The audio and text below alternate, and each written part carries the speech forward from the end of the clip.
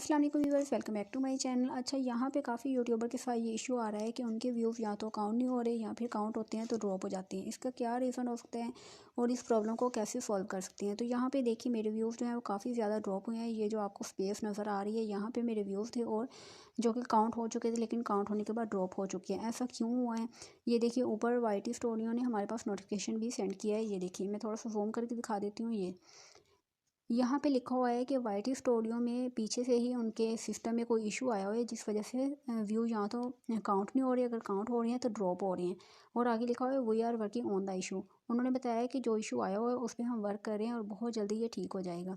तो यही इसका सोल्यूशन है कि आप वेट करें और इसे ठीक होने दें। ऐसा नहीं है कि जो आपके व्यूज़ ड्रॉप हुए हैं वो दोबारा से आपको नहीं मिलेंगे, वो जो ड्रॉप हुए हैं दोबारा से आपके काउंट हो जाएंगे। तो बस आपने करना क्या है कि थोड़ा सा वेट करें और वाइट को सेट होने दें, खुद ही पीछे से प्रॉब्लम सॉल्व हो जाएगा और आपका जो व्यूज़ हैं वो वापस आ जाएंगे। अगर वीडियो इन्फॉर्मेटिव लगी है तो लाइक करें, सब्सक्राइब करें। मिलते हैं अपनी नेक्स्ट वीडियो में, तब तक के लिए अल्लाह हाफिज़।